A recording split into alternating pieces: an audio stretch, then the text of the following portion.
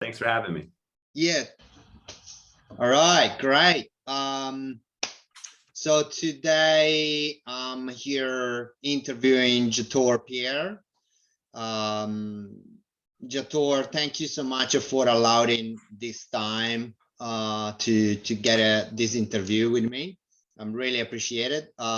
We had some hiccup, didn't we, through on the way. just a few hiccups, man. Just a few hiccups, but we made it. We made it. We're here, and that's what matter.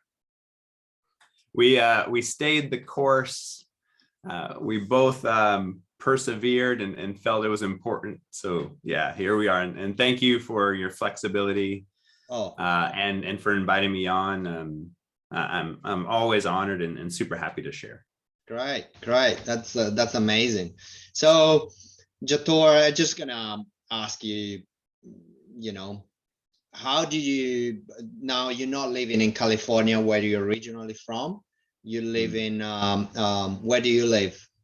Denmark. In Denmark. Fantastic. And how did you end up in Denmark? What brought you over there? Yeah. Well, originally, I was invited out here to teach my own material. Okay.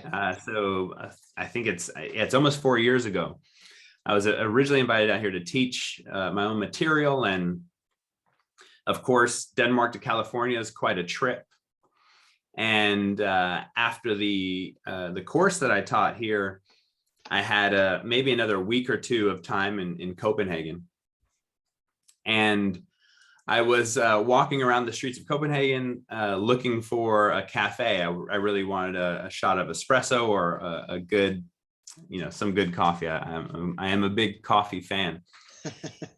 And I was walking around and I literally got struck with a feeling. And almost to put words on this feeling almost dilutes it. The feeling was essentially your home. Yeah. And that is that's a strange occurrence for me, because I, at the time, was very attached to the idea that the Bay Area, California, was the only place that would ever be home for me. Yeah. And because I travel a lot to teach, I had also never had that feeling. I always had the feeling of to get back home, to get back to California. Yeah. And in that moment, I made the decision to move. So I went back to California, maybe about a week later. And I started to figure out how to, do all the practical items that I need to do as a US citizen, and car and lease and housing and all my clients and the place I was renting in terms of the studio I was renting space out of to do my work. And I think it was 3 months later, I moved to Denmark, and I've been here ever since. Wow. Fantastic. Follow your heart, all right? Follow your heart, and door will open. I agree. Follow your heart. And I also, I think sometimes what I hear in the world and what I hear from clients and what I hear from what I share out there in the world is, I think many people believe or think that if you follow your heart or if you follow your intuition, that the experience is going to be easeful. And I will say that hasn't been my experience. My experience is that it's been meaningful. Yeah. But it's been extremely challenging in the most beautiful and painful ways. And in hindsight now, almost 4 years later, the story that I create is I wouldn't have become the version of myself today unless I had done that. Something about going to a new place and and being conscious of my patterns from my old place and inviting in the most mature version of me in this new environment allowed me to, at least as I experience it, allowed me to solidify a lot of new ways of being that shed a lot of the old patterns that I had from my original place of birth. So yeah, it's been tough and a lot of work and a lot of challenge and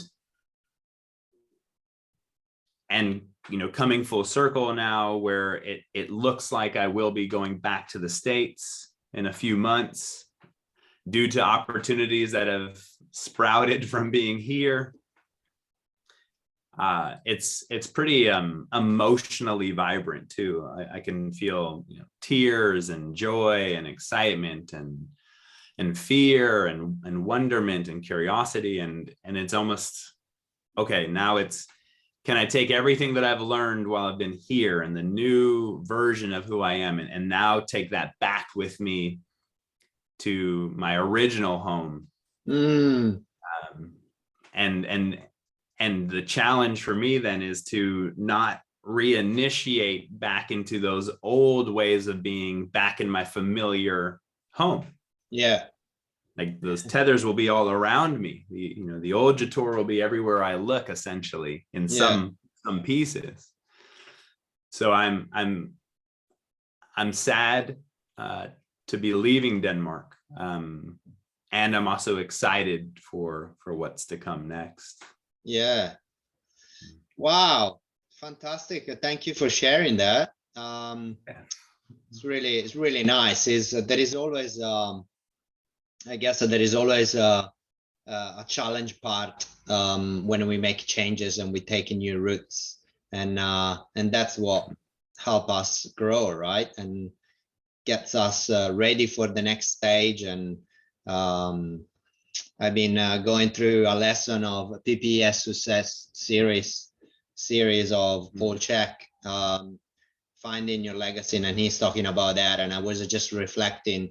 I saw a post of some other Czechie, and the poster was to say, "Oh, I just opened up a gym in the middle of nowhere. Like I didn't know many people, but everything, the universe provided everything."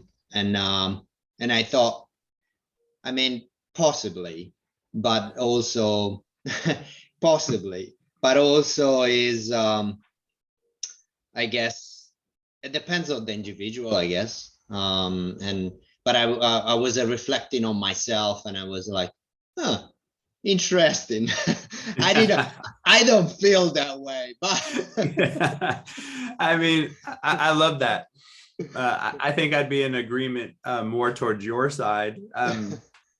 I think the universe, if we put it into that language, for me, the universe will always provide everything. But what the difference is for me is it won't always provide what your ego thinks it wants. Yes.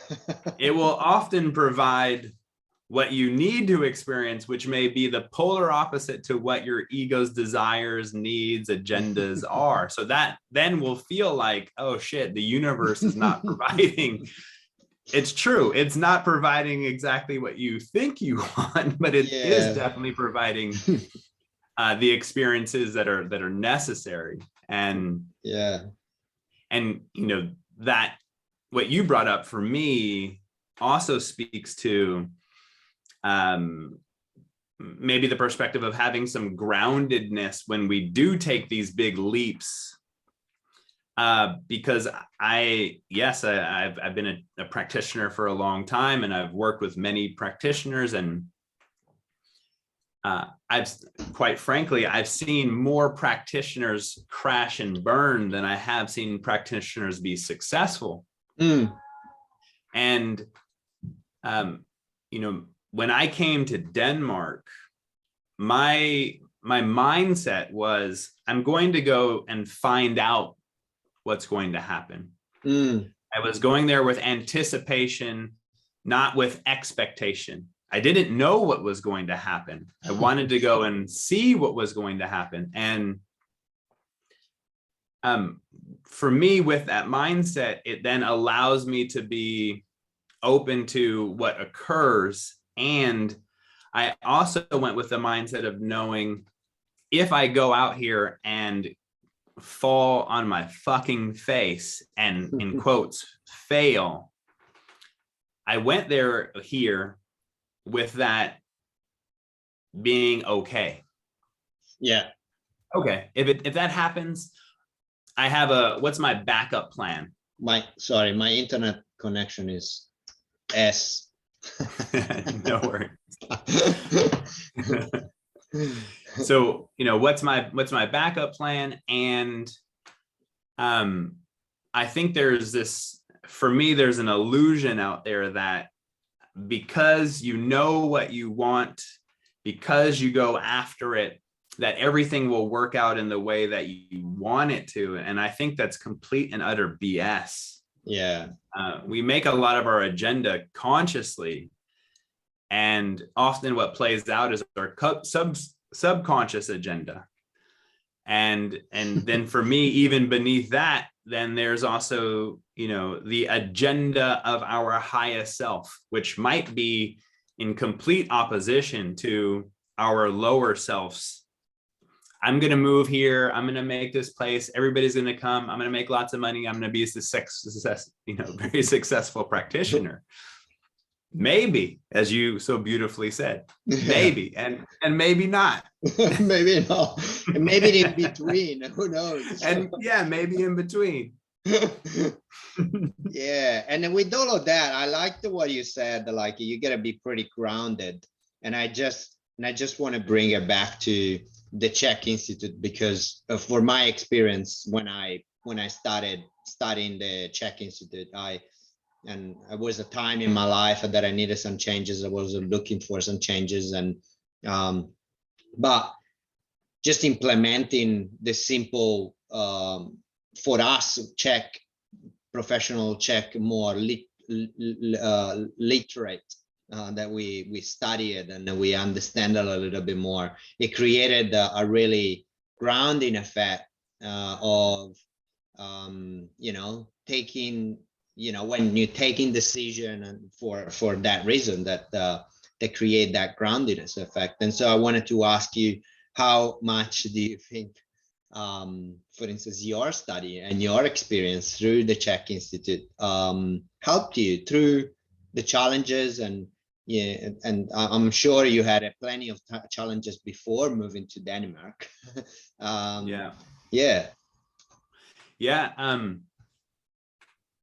Well, at the risk of we'll see what happens. At the risk of this, for me, the Czech Institute will always be part of my home. It'll always be in my heart. I have a tremendous amount of respect for what the Institute shares and teaches. I have a friendship with Paul and appreciate what he shares and teaches. So that all remains true. And I will say that, my perspective on how I navigate life, how I coach, what keeps me grounded, how I approach moments like a jump to Denmark, wasn't informed by the Czech Institute.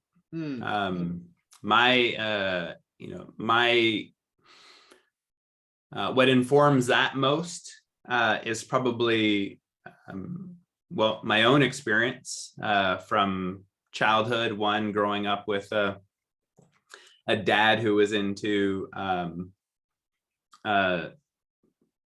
Zen and that perspective, and my mom being into the universe and that perspective. So that has definitely some inform.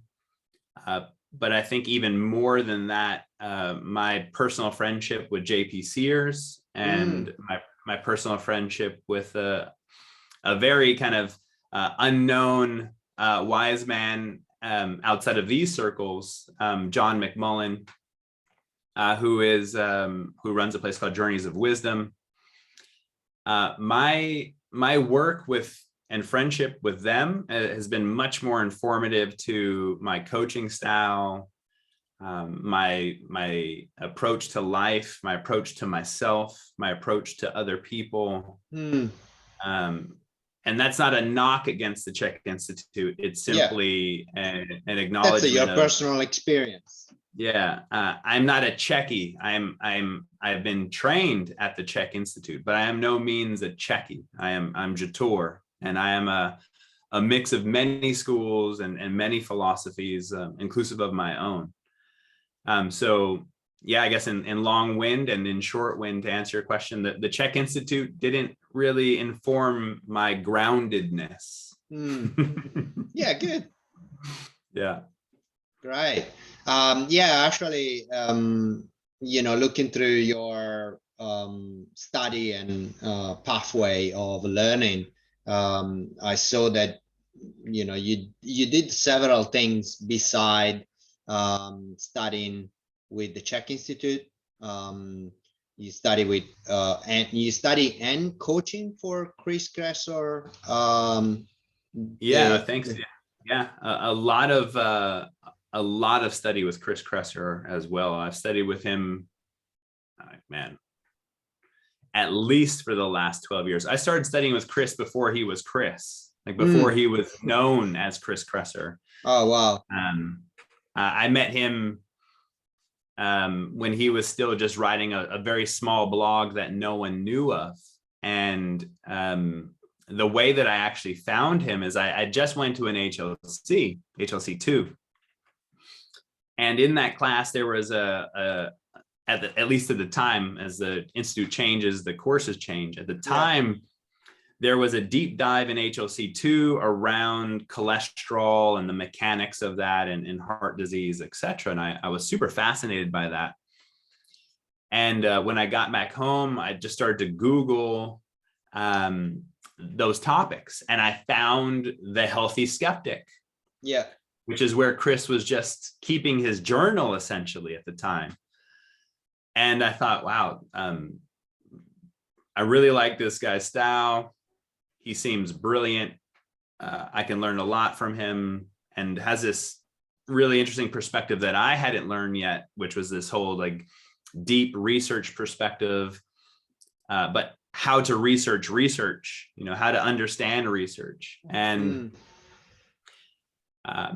he was talking about similar things that I had learned at the Czech Institute, food and lifestyle, but very, very, at the time, very, very just a journal essentially. Yeah. And so I wrote him an email and just said, yo, like, I'm a Czech practitioner. This is what I do. I'm in the Bay Area too. You want to meet at a cafe and link up? So we went and had this great conversation, and we've been friends ever since. And wow. And then as he's grown, being a part of the Cresser Adapt, the functional medicine piece, and then being a part of the health coach program that he has as well, and helping him design parts of that program. Oh, wow.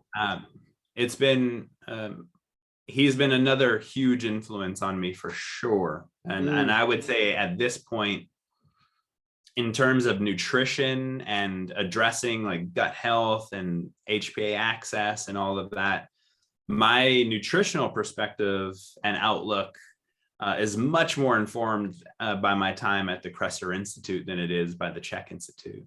Yeah, yeah.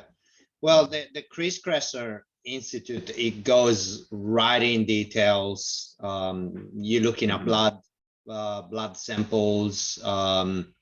It goes much more in detail. There are two main pathways, is it right? One is for medical practitioner, and one is for health coaches and etc. Yeah, and goes right in depth in the health. It doesn't doesn't really includes exercise or anything else, but right. Yeah, it's so more nutrition and health, nutritional base, let's say. Yeah, nutrition, like deep understanding of gut health, deep understanding of physiology, deep understanding of protocols to address those things. And so I'm deeply informed by the Czech Institute. I'm deeply informed by the Kresser Institute. I'm deeply informed by Journeys of Wisdom, and deeply informed by my personal friendship over the years with JP Sears. And those are like the four, let's say, schools that have really informed my perspective and how I approach life, how I approach clients, how I approach nutrition, whatever it is, and mainly how I approach myself. And I think one last thing I'd like to add to that informative approach is something I found in the last 2 or 3 years, which is a woman in California. Her name is Janet Lansbury.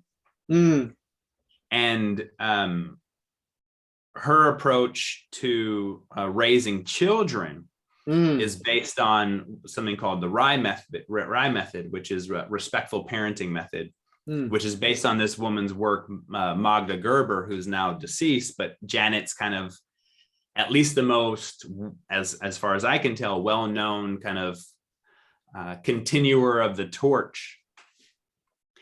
And that work has been extremely informative to my own inner reality and how I approach myself, through the perspective of it's about growing with children. People would say raising children, but I would say growing with children. And why that perspective has been so extremely powerful for me is because so much of my work as a practitioner isn't typically nutrition, isn't typically physical. It's a lot of shadow work, mental and emotional exploration, diving in with people, and inner child work. And Janet's work has been so informative to my understanding of child psychology, which has then been so informative to my understanding of, when I'm in those spaces with clients, a different perspective on how to coach and support in those areas. And that I don't often get into something. It has to really pull me. But those schools I've gotten into, and this is the latest one, which I think is it's profound. If, from my perspective, if more of us were raised with RIE parenting method, you and I would be out of a job. Yeah. Yes. That's the fine line. I always think about it. Sometimes I think about it and I say to myself, why this person doesn't do these simple things, drinking enough water, eating good food, and etc. And then obviously there is the other side, is like, if everybody would do what I do, I would be without job. Well said. Yeah, exactly. I mean, so yeah.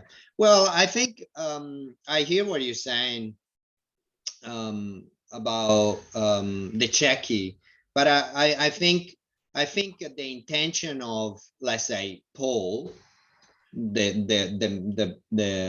I think his intention is to well, I think I'm 100% the discovery of ourselves, then through the work that he share, and that's why people like you and obviously, and JP and many others is possible, is possible to happen. Like, it's incredible to see. I mean, not that I know him personally, I know him from exercise coach video of exercise coach, and watching him on Instagram and etc. But and then you're looking at him right there teaching you how to squat, and then he's a comedian now, and he's got such a incredible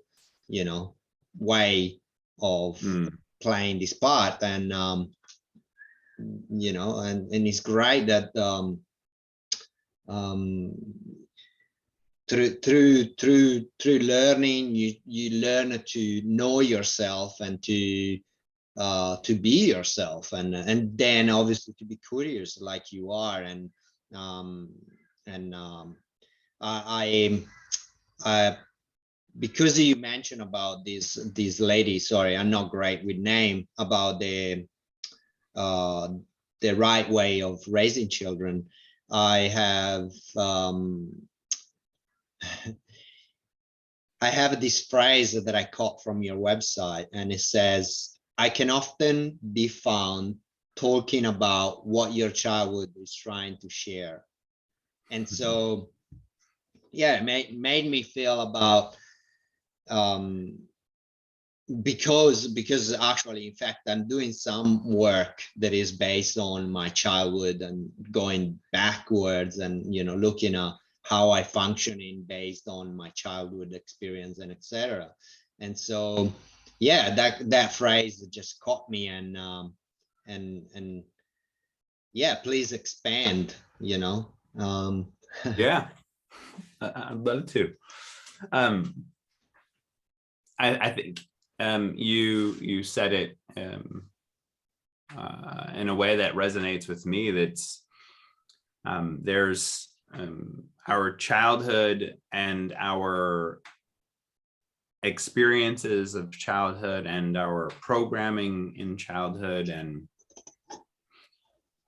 are extremely influential to how we all navigate life today. And my experience has been that the more those past experiences are hidden from our conscious awareness or from our diving into, the more influence they have in our lives and how we navigate life, ourselves, each other, our family, our food, our movement, our sleep, etc. So, you know, a lot of my work centers around maybe people coming with, we can start with challenges, financial challenges, body challenges, disease challenges, relationship challenges. We can start with the challenges, and as we dive into those perceived challenges, what we often will find is a lot of familiar patterning that they're unaware of. And the interesting thing from my perspective around that familiar patterning, especially around emotional patterning, is we will often seek out environments, all environments, and I do mean with food, with people, just anything that's around you. We will seek out environments and take action to be in environments that elicit the same familial emotional responses that we had as children, because that helps us feel like the environment is essentially predictable. Safety and security. Yeah. Safe and secure, even if that doesn't make logical sense, right? We say someone's in a physically abusive relationship, and from the outside, you might say, well, that's terrible. From the inside, that person might say, in part, the experience is terrible, but the familiarity of how I feel in that experience is so familiar and safe that it's actually scarier to other parts of me to break that cage and be someone else. Yeah. If I don't repeat that pattern and I don't get my emotional food, whatever that is, that is extremely threatening to parts of our ego, because as far as I'm aware, our ego is very set on looking for familiarity, predictability, safety, security, what we know, and feeling some sense of control in an environment in which I think many people have learned in the last 2 years, we don't have control over. So we need to create the illusion of it. And often with challenges, a question that I'll ask people is, well, are you saying that you're ready to let go of this challenge? Yeah. Yes. Okay. What if I said that this challenge has been your best friend for the last 40 years? Are you ready to kill your best friend? Well, shit, that puts it in a different perspective. Yeah. Because the trick is that I will be this, that, and the other once that's done.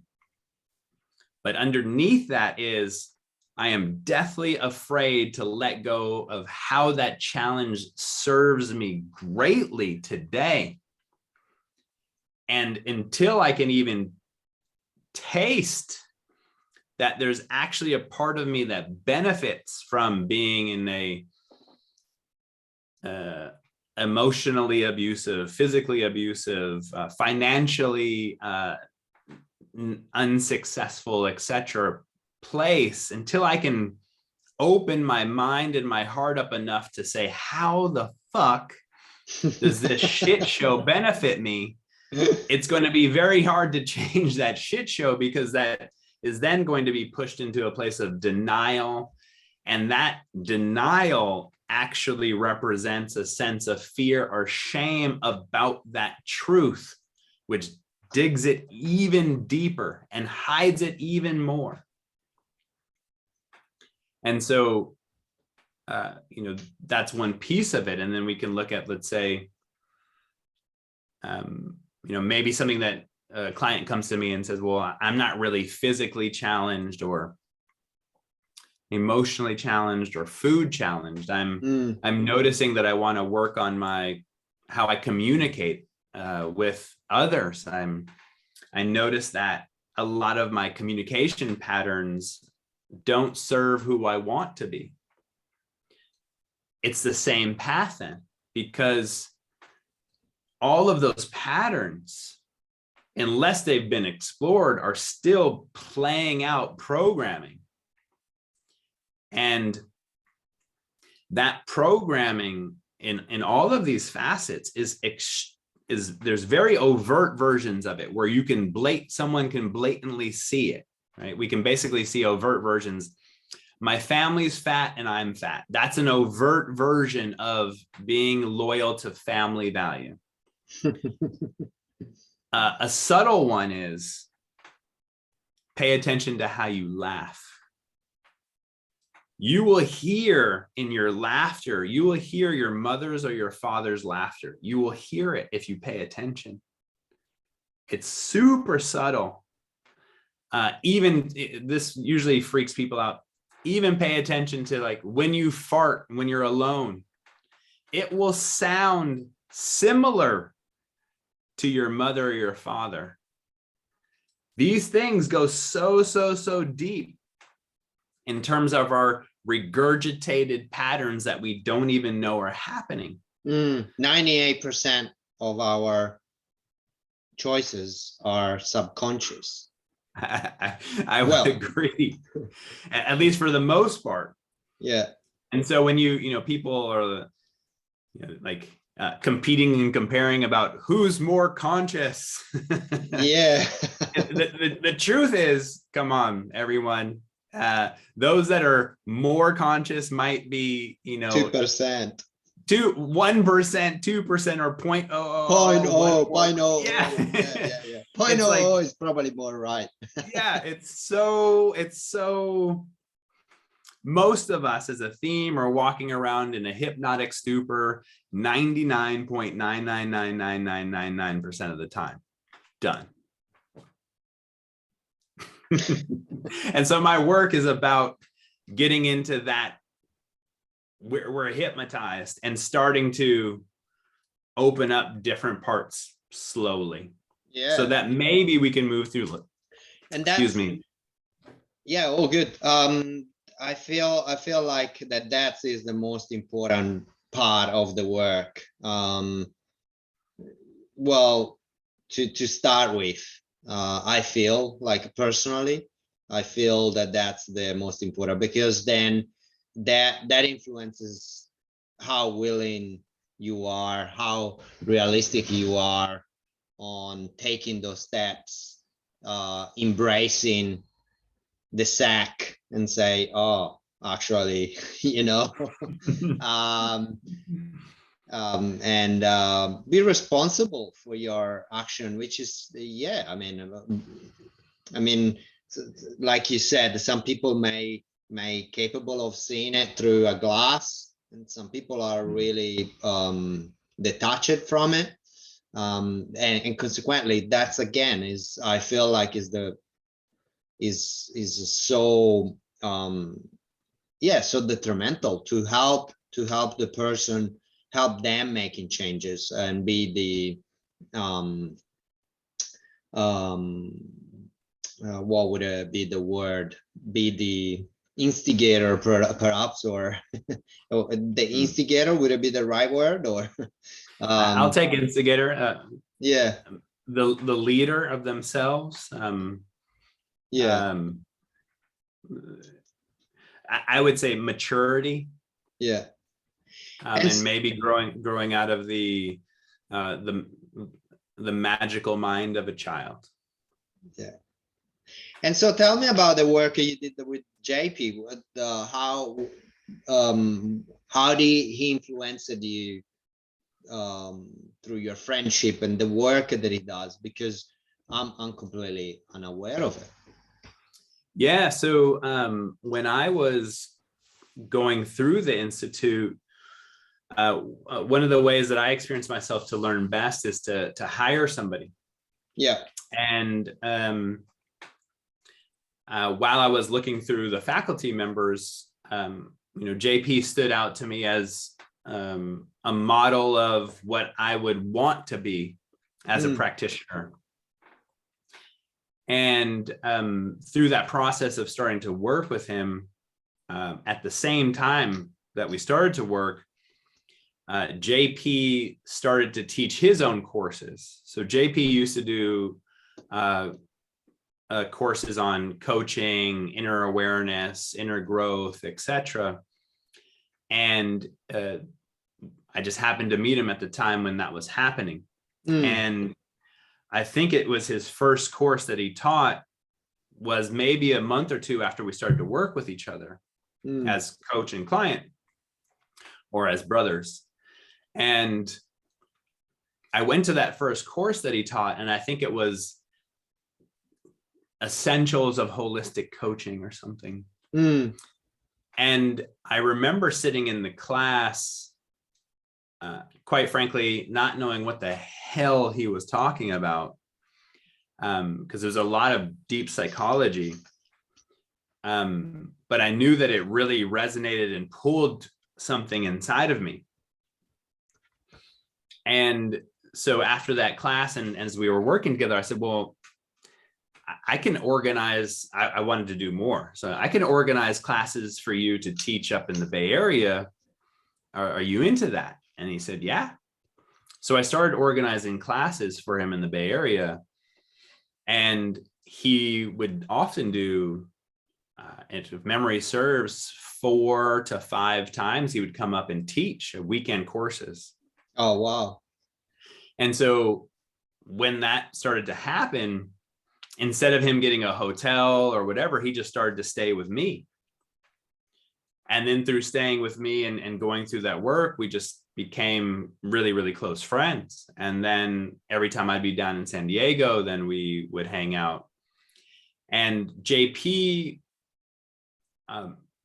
he no longer coaches, as far as I'm aware, is one of the most masterful coaches that I know personally, and has a lot of influence on my own coaching style and how I approach clients. I would say probably the most influence. And deep psychology, deep shadow work, deep awareness work, deep behind the veil of what's going on inside of many of us. And he was teaching, I guess, for maybe 3 or 4 years after that. And then the comedy thing started to take off slowly. And I was then really into that style and that perspective. And I thought, well, where did JP learn this from? And JP learned it from a guy who's now in Florida, John McMullin. Yeah. Yep. Who runs Journeys of Wisdom. And then I just started to study with John. And then, I don't know, I think I've done over 5,000 hours of in-person work with John in courses. And my experience of John as a theme is, I'll project onto him. He has an ability to check out and vessel profound wisdom. And he's also then been very influential to me finding my own wisdom, me finding my own way. And what I've always appreciated, I think, most profoundly about my experiences of JP and John, which also inform my how I share with others in all of my courses and my classes, is they always were very celebratory of me not becoming them, but me taking what resonate and work with me and then making it my own and sharing it in my way, not feeling the pressure to be JP. Not that he was putting that on me, but my own subconscious agenda to play that out in the same fashion as John. Never, and in my experience, never pushing that agenda on me or expecting it, always being celebratory of my take and my version and what I want to share in the world, to the point of,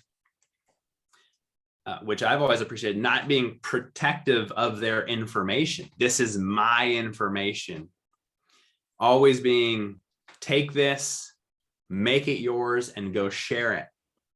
And that's also what I do, with what I share and what I teach in my courses. And that has really been informative to me. And it's also been extremely informative to me in terms of, it's one of my stop gaps as a theme, which is when I hear someone, whoever they are, speaking in words of, I know this is the way, I know the truth, follow me. It's an immediate, it immediately, at least from my perspective, it immediately tells me that they're still quite invested in themselves. And that's cool. But I'm much more into anyone that shares from a perspective of what if, curiosity, could this be true, invitation, come and experience this and find your own wisdom. I'm much more attracted to that, and I think I will continue to be for the rest of my life, as far as I can tell. Yeah, and I will continue to share from that perspective too. Yeah, that's what I saw through the information of you. Obviously, I'm meeting you for the first time, and the approach of the work that you do, the let's say the main focus is exactly that, the shadow work and discovering of self, and obviously there is nutrition, there is movement, but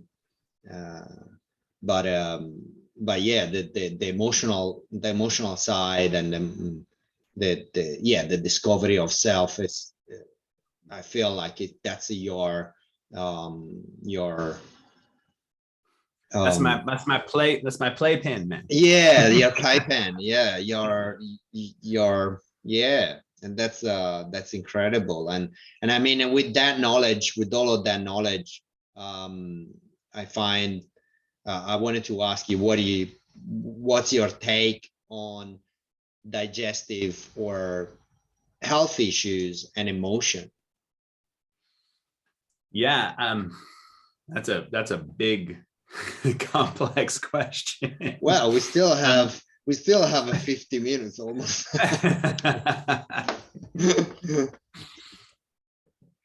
Yeah, I think something you said earlier for me is very informative to that perspective, which is you said something about, kind of starting in that mental and emotional realm might be one of the most important places to start, because what I heard you say is everything else is kind of downstream from there. Oh. The choice around water, the choice around food, the actions that you take, the environments that you place yourself in.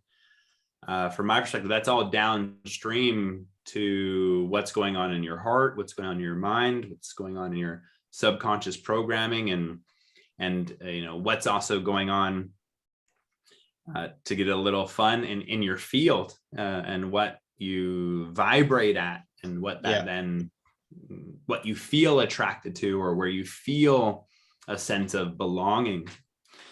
All of that for me is then everything else is downstream from that.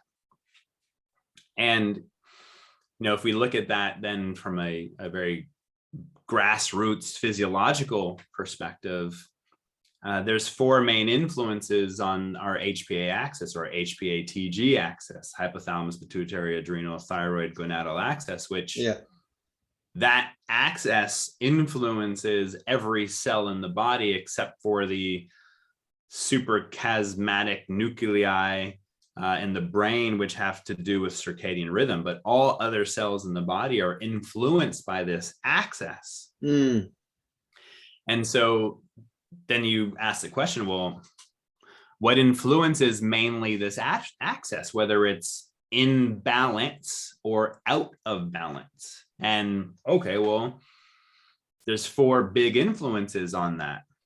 Our blood sugar is one big influence on how well that whole system, therefore every cell in your body, functions. How much total inflammatory processes is going on in the body? There's many people shame inflammation, but inflammation to a certain extent is important. It's a sign of healing, recovery, and regeneration. It's not always a bad thing. So inflammation is another influence on this axis, but inflammation being out of balance or overrunning the body.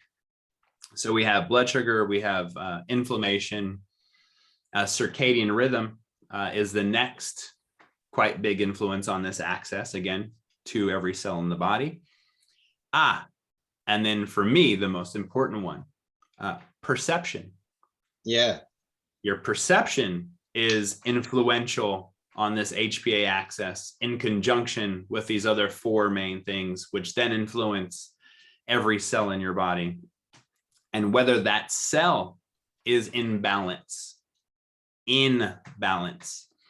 And if we just look at that then and we say, okay, well, if at the cellular level we're imbalanced, and at the perceptive level we're imbalanced, which from my perspective then implies that the emotional level's imbalanced, the mental level's imbalanced. If you want to talk about the chakra system, then the chakras are imbalanced. All of those systems then are imbalanced. And if that goes back to then those more broader systems that funnel down into the cell, well, then the organ and glandular system will be imbalanced. The digestive system will be imbalanced. The brain and gut connection will be imbalanced, which then you'll have things like gut hyperpermeability, lung hyperpermeability, blood-brain barrier hyperpermeability, which will then lead to more emotional and mental imbalances. And then it becomes this chicken and egg dance that people are always, chasing their tail, as I've heard many times, inclusive of myself at times. And that, then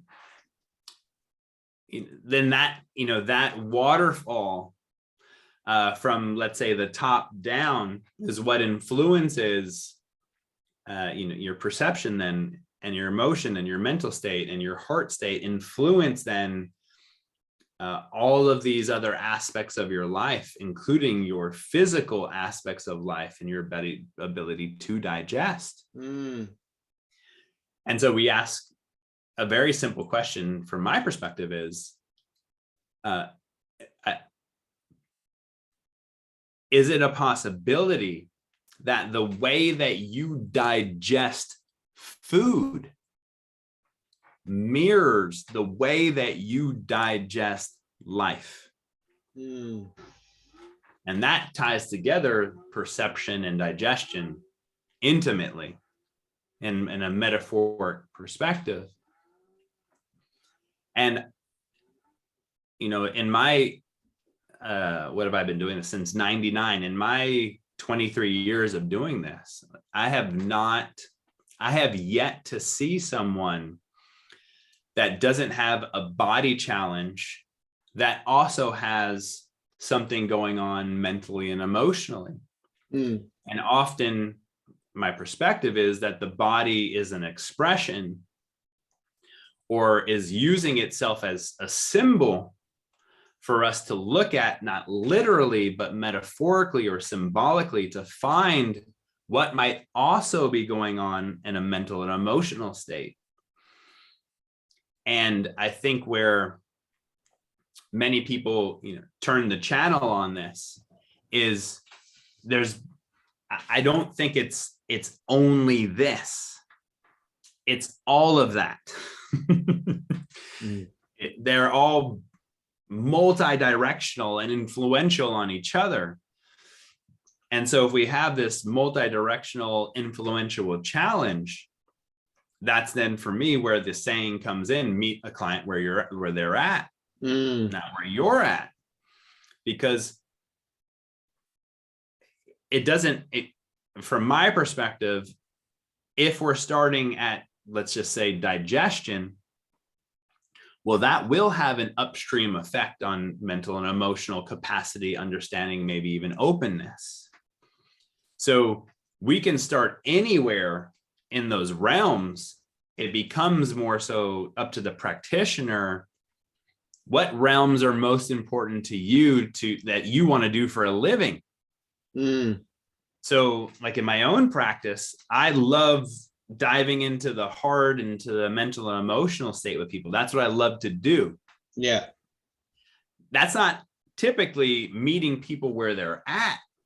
So I have other practitioners that I work with that take on other aspects, so that if I get a client that says, I only want to work on digestion, I don't give a shit about emotions.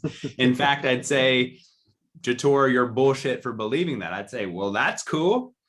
Let me get you to Zavi, who takes on a lot of the functional medicine and gut stuff for our company. Yeah. So that allows me then to really do and work with people that want to dive into that stuff, which makes it more fun for me. So that was a big answer. I think it was a big answer, but one thing is that I want to add it in there, that basically then your perception would be then again influenced by our childhood. Yes. So then our perception is literally created by our past experiences, known and unknown. And so there's a lot of deep psychology around, as an example, your experience in utero and how that's influential, not only physically, right? We know about nutrition influences in utero and outcome. We know environment in utero and your mother's environment and father environment and their like caloric consumption and influences physiology, etc. It's also true to consider that your mother's emotional state, her mental state, your father's emotional state, his mental state, their experiences then have an influential programming on you in utero. And then, you are either birthed out of the birth canal or you're C-sectioned. And then every single experience you have has some level of influence on your experience of self. And when we're younger, we often, we don't really experience separation yet. So we take on a lot of what we experience as our fault or our issue, or we become self-identified rather than becoming, this is emotion. We become self-identified with an emotion. Often we become self-identified with the emotion of shame. I'm ashamed of who I am, which implies there's something wrong with me, which then implies as a child, I need to present in different ways so that I can get my needs met, so that I can survive. And then all of this then plays into this idea of the exposome, which is all non-genetic influences from the time of conception to this moment in your life, inclusive of, well, in the concept itself, they don't talk about mental and emotional influence, but I've gone ahead and added that to it, that all of these then influence what our perception of reality will be in any given moment, because how we function is through distorting reality through our senses. And that distortion is typically based on how we distorted in the past, so that the present always feels some semblance of familiarity, predictability. I know what's going to happen. I'm in control. And when we're asking people, or people are inviting themselves into the change process, we are asking them to, maybe we're starting with water, but that could have downstream effect to every single moment of their lives. That's not an easy ask. It can take patience, compassion, empathy, and a co-created environment that isn't based on, from my perspective, shaming and blaming people into change, but inviting people to get mature about their choices and asking, are you willing to deal with the consequences and the benefits of continuing this choice? And if you do decide to change and go through that process, are you also willing to deal with the benefits and consequences of that change process? Because there are going to be benefit and consequence on both sides. Yeah. Yeah, totally. Yeah. Well, is necessary. There needs to be consequences and benefit. Otherwise, they wouldn't exist. I agree. Yeah, they wouldn't exist. Yeah, it's so fascinating, isn't it? With such an ingenious machine. And that's what fascinates me the most, and that's why I've been studying. Now I've been studying with the Czech. I want to branch out and study another path. I want to. I'm kind of the kind of person that I like to start something and finish something. And I feel like to get a good grasp and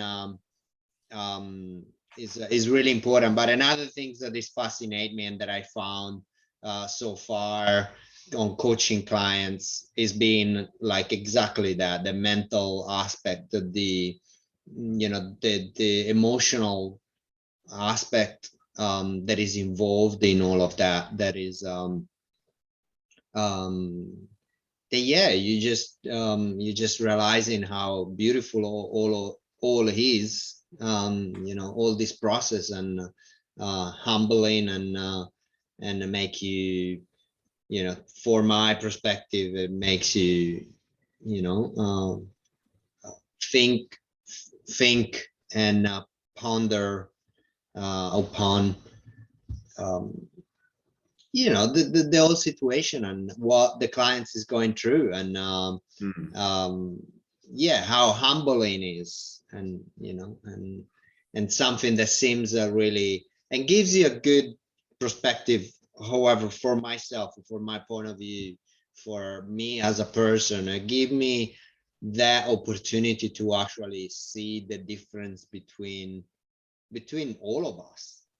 Like that some people have so much easier time doing some things, and another person is completely the opposite, and it's not natural, it doesn't come natural, and there is a reasoning behind that, and that's fascinate me.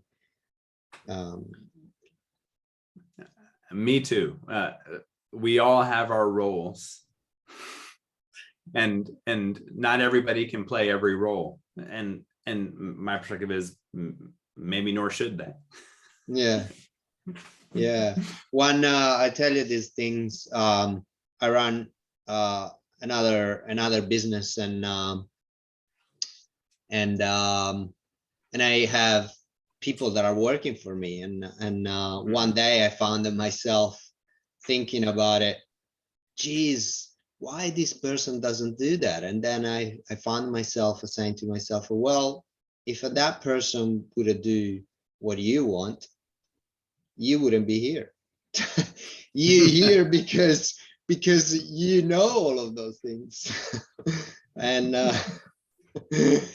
and it was just a nice introspective for me, and it was like I was laughing between myself and taking it easy, and it was fascinating. And so head center versus heart center decision. Head center versus heart center. Head center versus heart center.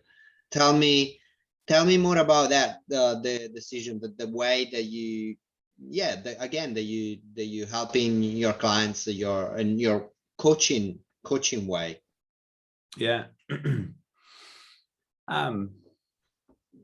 Well, I think to get to the head and heart, from my perspective, is so many of us today are extremely heady, and I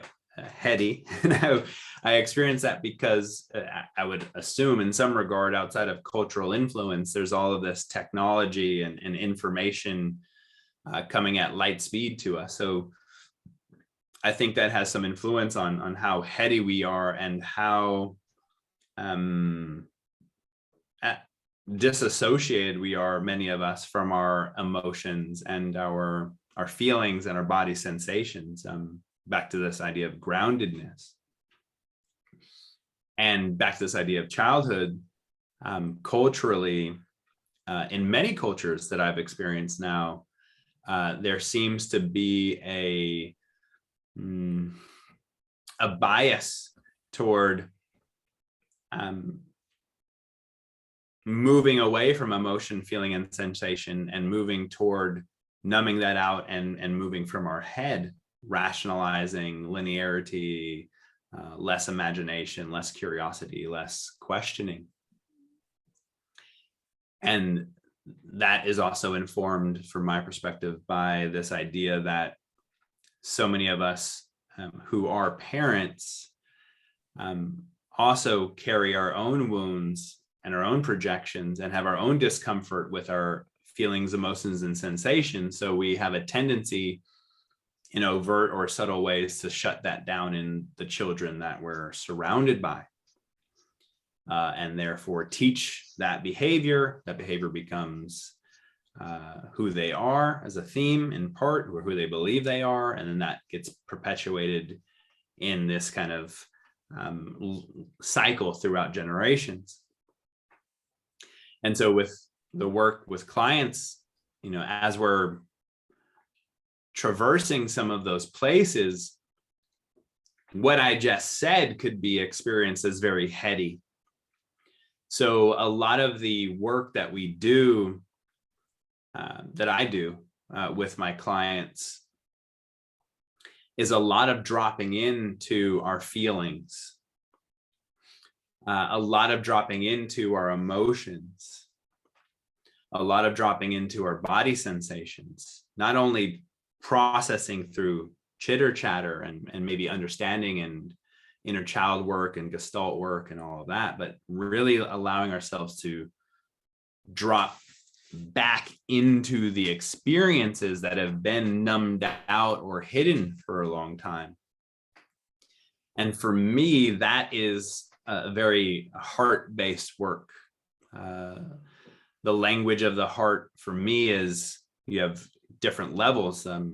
Emotion would be kind of a surface level of the heart.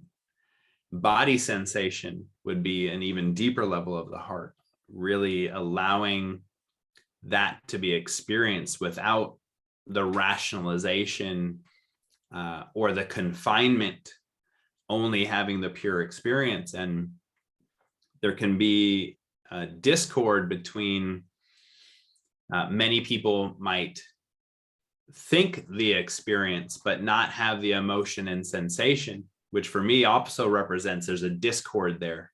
Many people might have the emotion and body sensation, but not have the thinking or the experience. They just have the other part that also represents a discord to me. I don't think the design team gave us a mind and a heart for them not to be integrated and work together. In fact, I'd say maybe in our circles, I'd project that there's a lot of shame projected at the mind, which is really interesting, and that the heart is the best way, which I disagree with. I think from my perspective, another take on that is to allow them both to exist and to work together in synergy. But many of us become imbalanced toward one or the other, and that creates an imbalance or disharmony. So our work often, my work often is to help others bridge that gap in either direction. And throughout their experience, they can be not bridged in different ways. One part of them might be extremely emotive and sensitive and sensation based, while another part could be very heady and mind based. So depending on which aspect of the person we're currently diving into, the approach might be different. And that approach, from my perspective, isn't driven by my head, nor is it, I think, driven by my heart. I think that approach is driven by those two, me allowing those two to work together without feeling a sense of shame and fear about them working together, to allow my intuitive hit to come through, to guide the session, to guide the questions that I ask, to guide what I might share, to challenge when is necessary, to pull back when is necessary, to comfort when is necessary, or to disturb when is necessary. And I don't claim to know how that works. I only know the experience of it.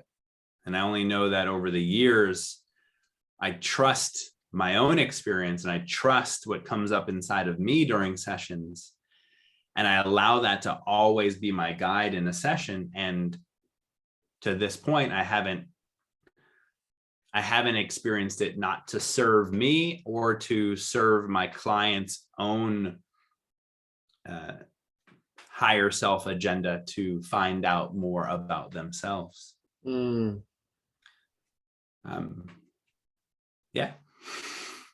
Yeah, no, that's yeah, I love your explanation of it. It makes so sense. Yeah, like you said, sometimes we feel the emotion, but we don't know how to actually express those emotions. And yeah, it's interesting. Oh, it's fascinating. It's also, to me, it's fascinating where, I mean, this is, I think it's super interesting that as a general theme out there, if you ask somebody how they're feeling, even in coaching sessions, generally the response is going to be how they're thinking. So you might say, well, you know, how are you feeling in this moment? Generally, the response will turn into, well, I feel uncomfortable, and it's because, you know, I got this bill this morning, and they go into their thinking immediately.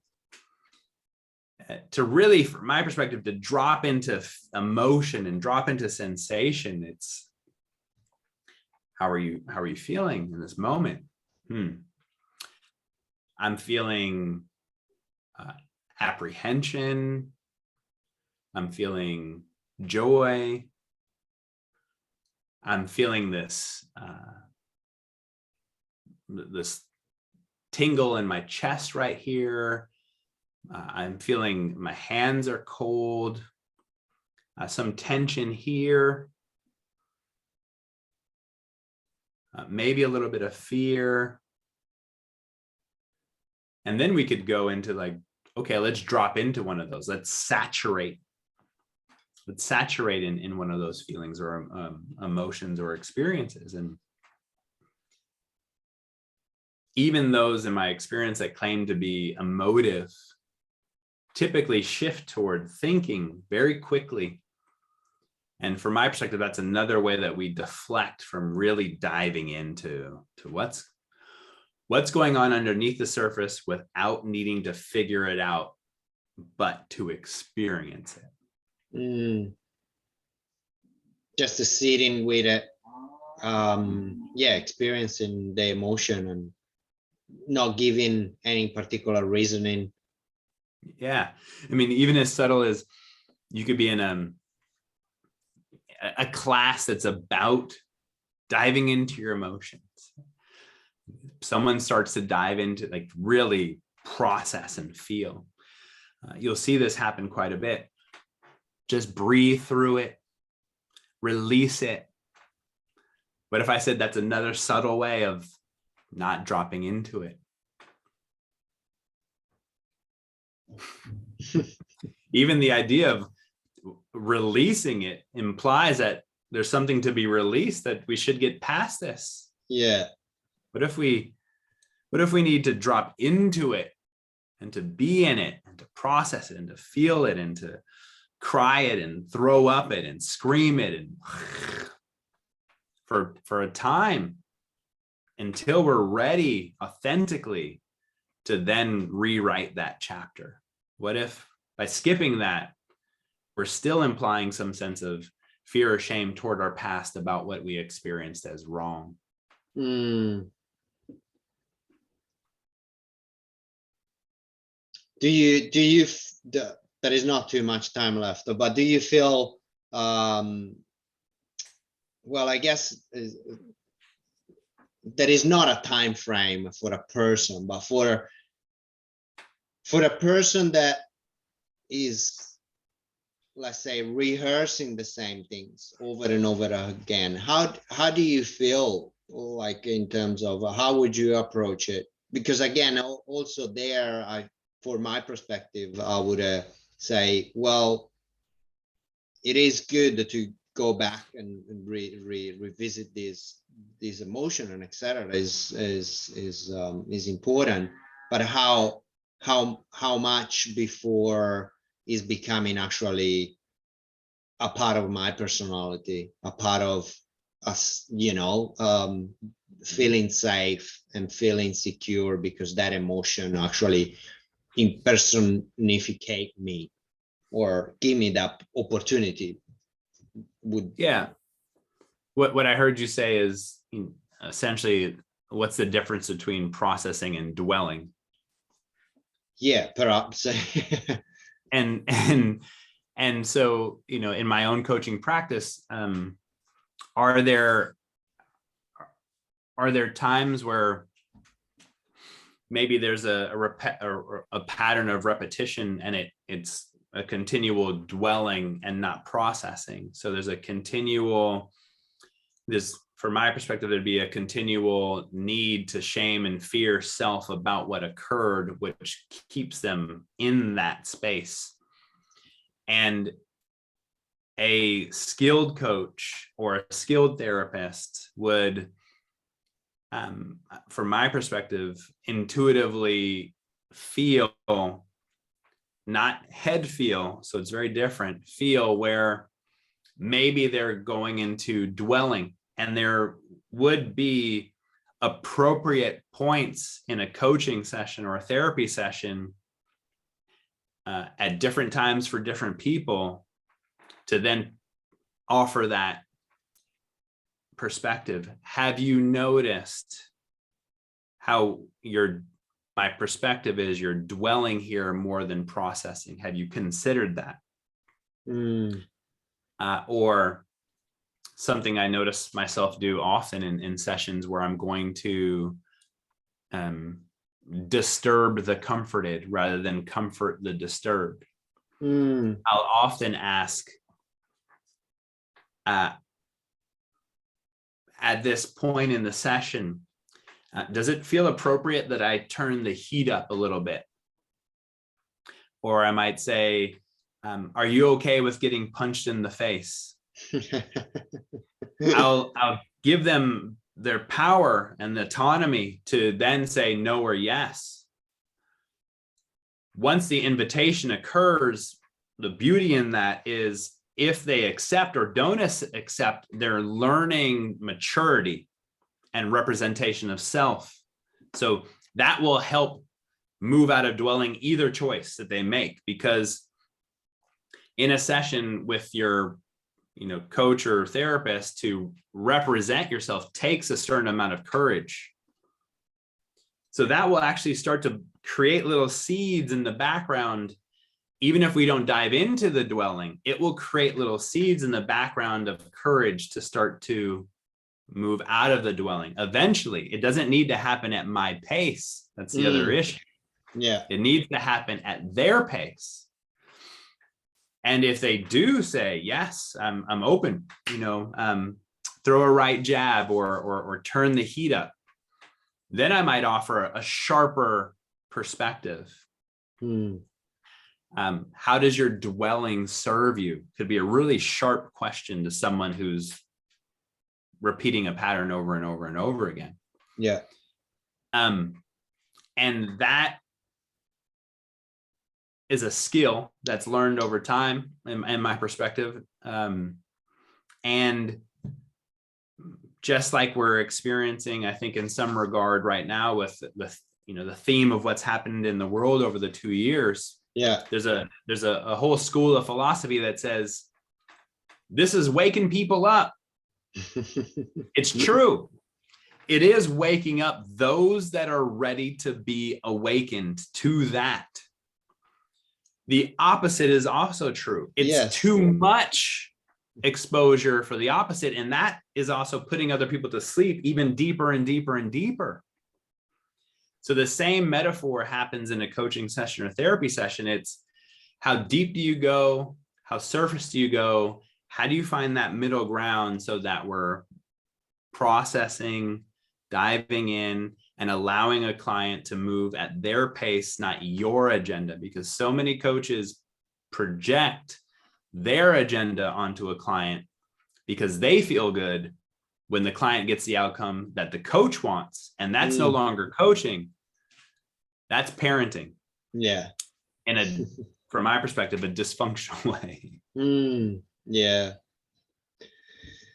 Yes. Yeah, there are always two sides of the story. There is always the black and white. The Tao is there. I just wanted to ask you before we finish. John McMullin. Yeah. How do you spell that? J-H-O-N? John. J-O-H-N? McMullin, McMullin.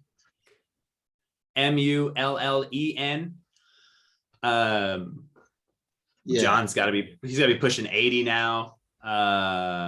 Where you'll find most of the information that you might be looking for would be journeysofwisdom.com. Okay. He still teaches on Saturdays online. I can link you with Bonnie, his assistant, so you can go check that out. Yeah, for sure.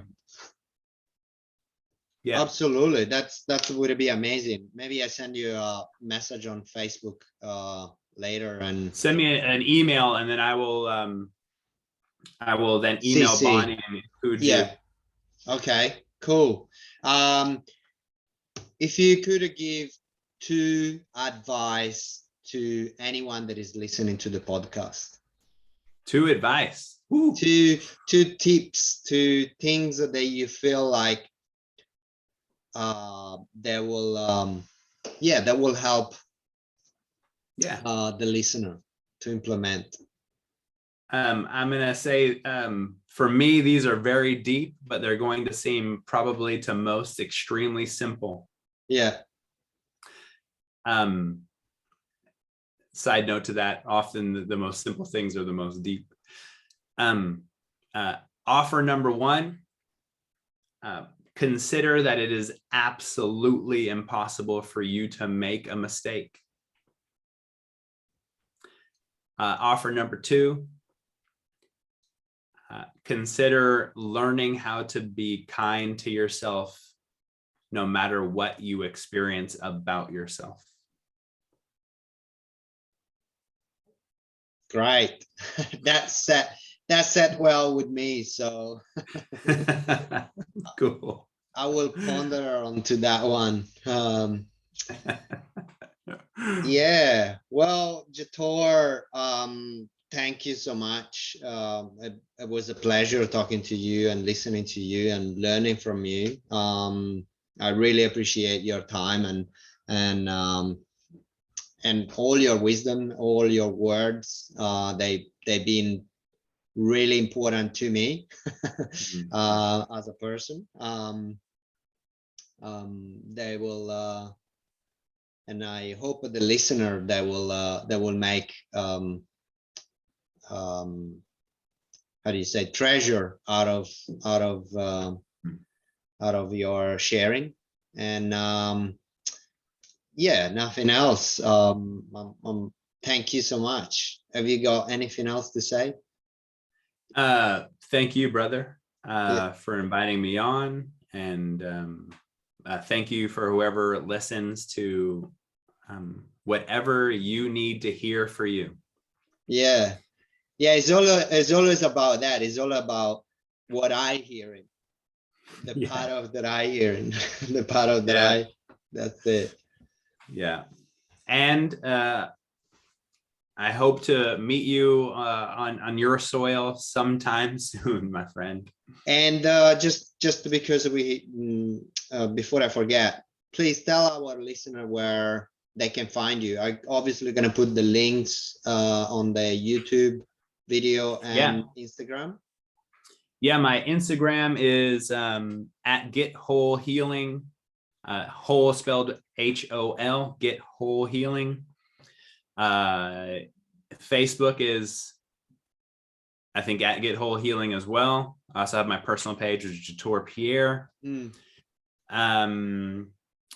Website is www.wholebeing.com. We have a coaching group in there that I think is $19.99 a month, and we do all kinds of cool stuff in there, which is I mean, it's a really cool group. I super experience a lot of depth in there, shared by the coaches who work at Whole. We do podcasts, we do live coaching, we do workshops at a very, very inexpensive rate. Wow, 19.99 is super cheap for 1 month. Yeah. And then right now, my Elevate program, my Elevate coaching, the first year of my coaching program just started February 1st, but we're accepting people in all the way through to the end of February. Okay. Right now, I think we have 23 signed up, deep diving, and yeah, it's a deep year-long dive with myself and content and my coaches and live Q&As. We even do a Q&A for your time zone. We have, I think, 3 Australians in the group right now. So I do an extra Q&A for that time zone. Oh, wow. We have a cohort. So I have 2 coaches that run 2 cohorts during the month. The recording it probably is gonna stop, and the video is gonna stop because it's 29. Okay. Yeah, just no worries. Yeah, we got lots of coming from Whole Healing. We're super excited to share. fantastic. Jator, again, it was a pleasure. Thank you so much. Yeah, thank you so much, my brother. Thank you. You too, brother. Appreciate you.